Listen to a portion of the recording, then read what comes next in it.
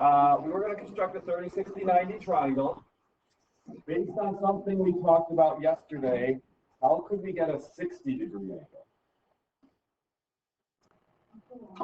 Equilateral triangle. So the first thing we're going to do is make an equilateral triangle. So with your straight edge, make any segment that you want. Make that be the bottom side of the equilateral triangle, and then see if you can do the arcs to do your other two parts. So make an equilateral triangle to start.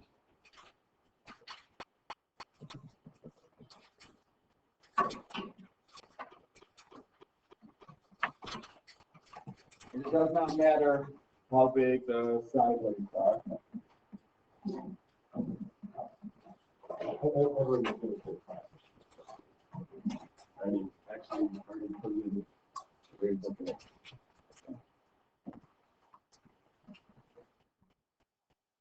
And put your point on one end point, pencil on the other end point.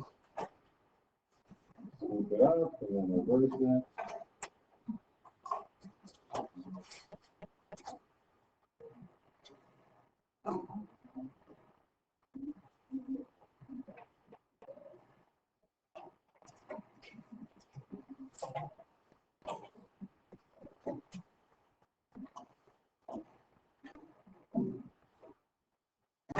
Equilateral triangle, any side, side.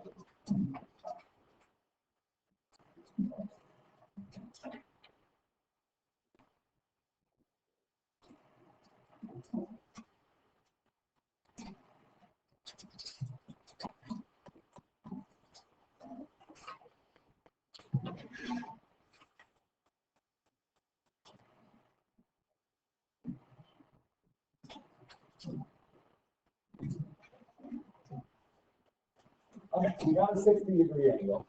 And all of them are 60 degrees. So what we need to do is either produce a 30-degree angle or a 90-degree. Two ways we do this. We can get the 30-degree by bisecting an angle, or we can get the 90-degree by doing the perpendicular bisector of one of the sides.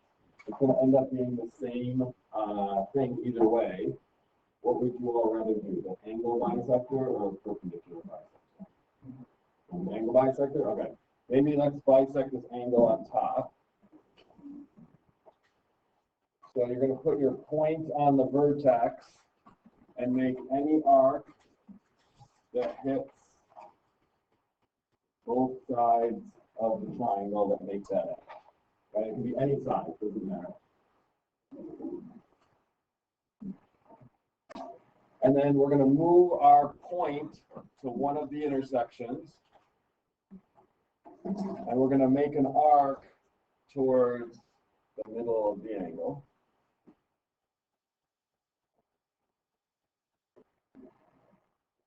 And then we'll do that from the other intersection as well. So put your point on the other original intersection.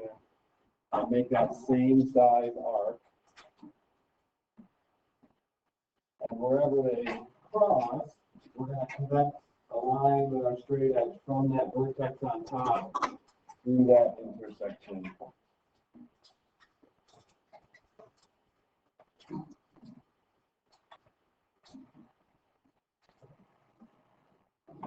So we had started with a 60-degree angle, so that now guarantees that this angle is going to be 30, this angle we do with 60, and by default, this is now 90. If we had chosen to do the perpendicular bisector, we would have put our point on one end, pencil more than halfway, scooped it up and down, and reversed it.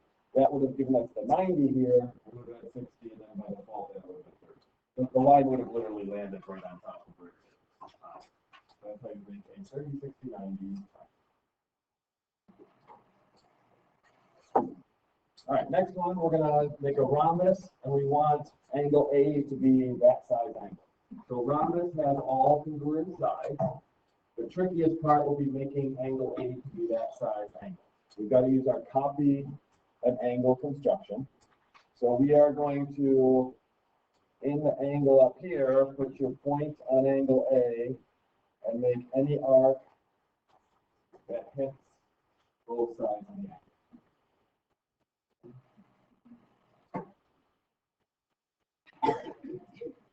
And then keeping our compass the same, we're going to move our point down to angle, or to A on the line segment here, and we're going to make the same size arc. And be a little bit generous because we don't know necessarily where it's going to intersect here.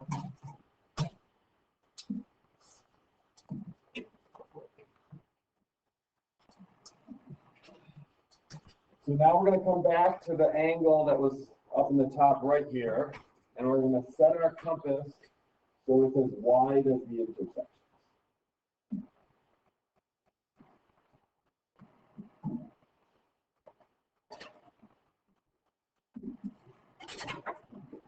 Where my point is right now, that intersection matches with the intersection between our arc and our line segments.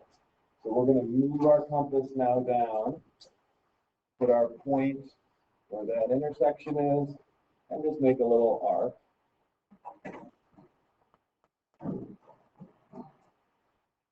And then with our straight edge, we're going to connect from A and extend away through that intersection.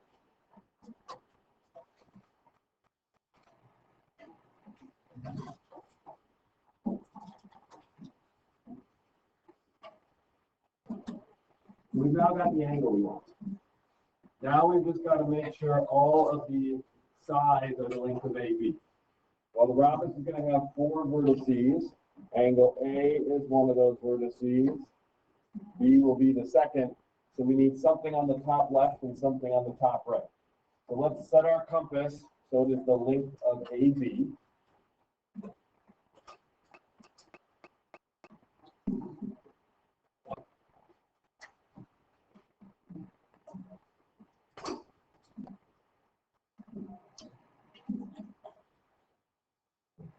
And then keeping your point right at A, we're going to move our compass up and mark this distance off on the new line segment that we can put a little dot there. That's now 3 of our vertices in the rhombus. And now we just got to figure out where is that top right vertex. And we're going to do it just like we did with the square. So keeping our compass the same as it is right now, put your point at B and make an arc somewhere in the top right here. I might run into the other angle picture, that's okay. And then keeping your compass the same, put your point up at that top left vertex and make an arc.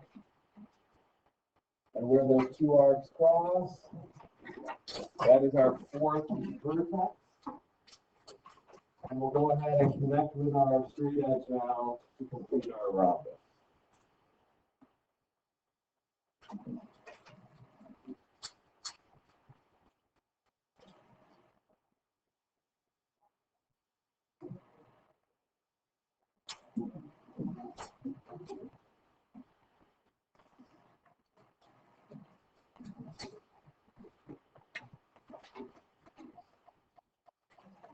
Any questions on that? All right, that's probably the hardest one we'll do today. Or maybe the 2 or 3. We're going to make a rectangle with that given width and that given length. It's going to be very similar to the square one, but we'll just make sure the sides of the rectangle are this. So yesterday when we did a square, we saw we just start with a random line segment. And pick a point somewhere on that line segment, and we need to create a right angle there. So we're going to put our point where we put the point of the compass and make an arc that hits the line segment twice. If by chance you need to extend your line segment with your straight edge, that's perfectly fine. So we just need any arc that hits it twice.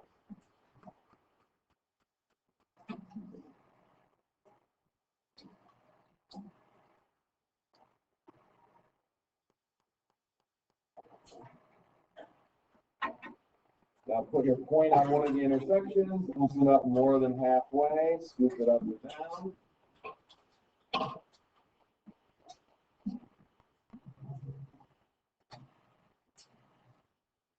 And then we'll reverse it, we'll put our point on that other original intersection. Keep the compass the same, we'll keep it up and down. And go ahead and connect your intersections, and it should go right to our point. And extend it a little ways, because we don't know yet how high exactly we need it.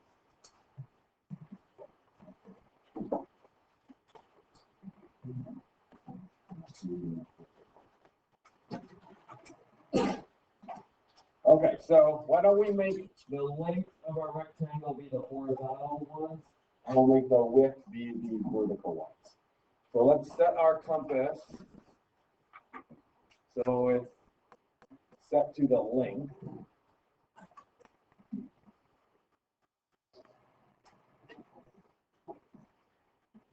All right, now I have to do something up here to make it fit on mine. I have to shorten my length because the Starport compass is so far. So you guys should be in good shape there.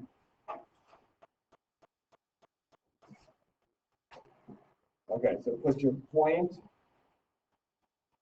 on that point where the right angle is, and we're going to mark off to the right on our horizontal line, and that gives us a second point for the rectangle. The points above each of those, we want to be as far away as the width. So we're going to go over to our width now.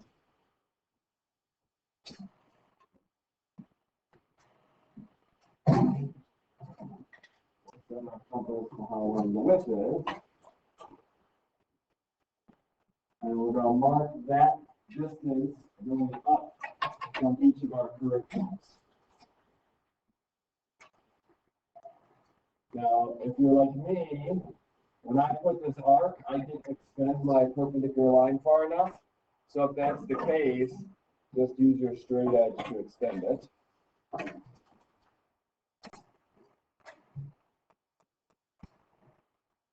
And we'll also do that same width marking above this one. I'll just kind of be an open space right now.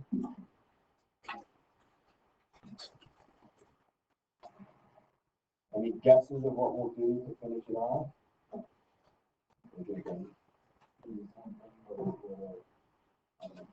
Yeah, we'll go back to the length, set your compass to the length, put your point at the top left, and make an arc to get that second intersection over there.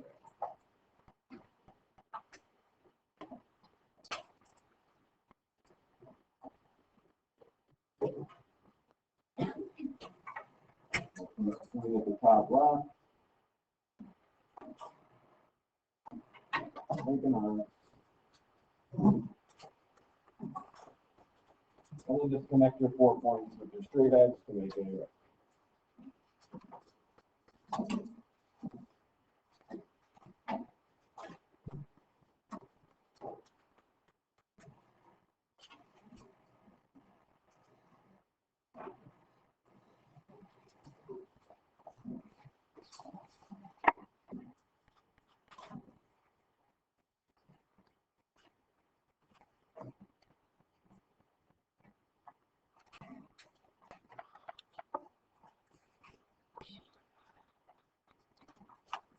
Any questions so far? We got 3 more. The last 3 are all within circles. And once we do 4, 5 will be really easy. Once we 5 will just be one less step than on question 4. So what we're going to do is make a hexagon inscribe in a circle. Inscribe angles, remember angles that are on the circle. So we want all the hexagon's angles to be right on the circle. So what you do is you just start out, pick a random point on your circle. And what we're going to do is put your point on that point and your pencil on the center.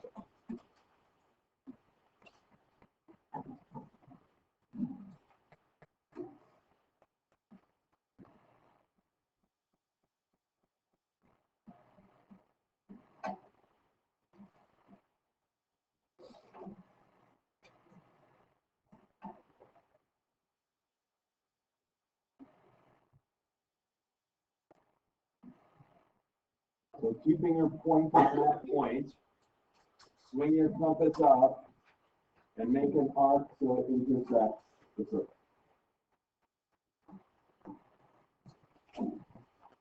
Then move your point over to that new intersection and make another arc on the circle. And we're going to keep doing that until we have 6 total spots on the circle, including that original point that we put. We will have the original point, we'll have 5 new arcs. And then once we have those spots, we just connect the ones with the ones next to it to make the hexagon. With our circle.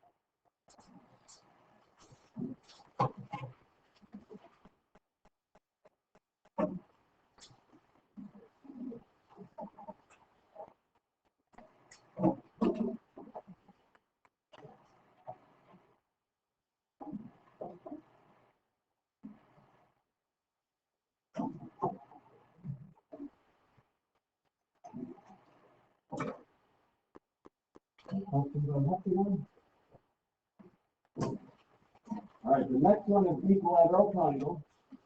We're going to do the exact same thing, except after we got our 6 markings on the circle, because we want it to be a triangle, triangle should only have 3 vertices. What you do is you just connect every other one.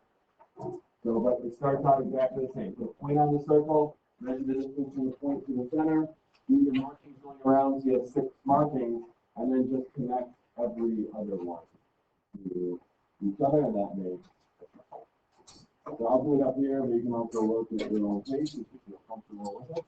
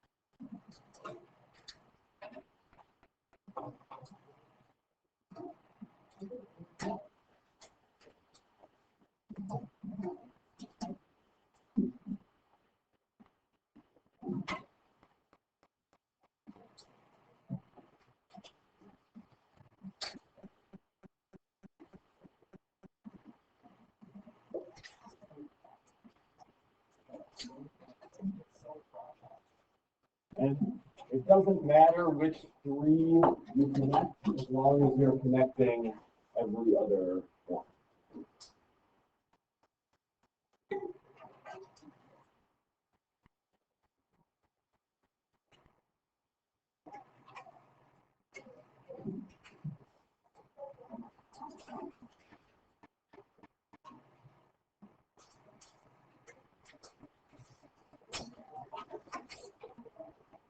So essentially what we've done in doing these arcs is we've split the circumference of the circle into 6 equal parts. Well, 360 divided by 6 would be 60. So each of these sections is 60 degrees. So a pair of them is 120. Our inscribed angles now, that means are opening up to a 120 degree arc. And based on what we saw 2 minutes ago, the angle down the circle is half of the arc. So half of 120 ensures that these angles are 60 degrees. So that's how it uses what we see in the field to ensure that it is equal. The last one we're going to look at, we're going to construct a square inscribed in a circle. So this one is a little bit different than what we just did. What we're going to do is draw any diameter to start out. Doesn't matter how it ends, just any diameter. So it's got to go from the circle and then go through this one.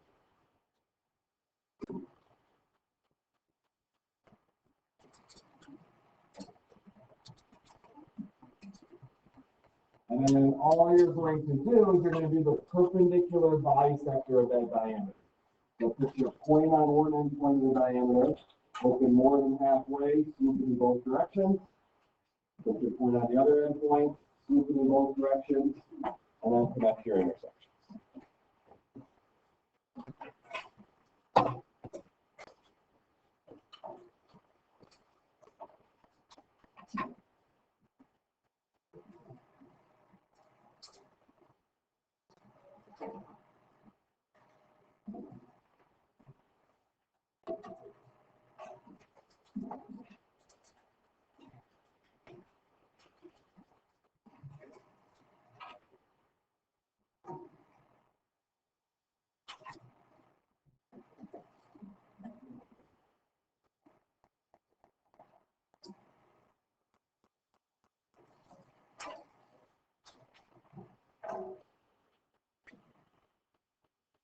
Now, when you connect your intersections, make sure to extend it with your straight edge so that perpendicular bisector will hit the circle. And then all you're going to do is take the 4 locations that they now hit the circle, perpendicular bisector ones, and then just connect those with the one next to it. And that will make a square.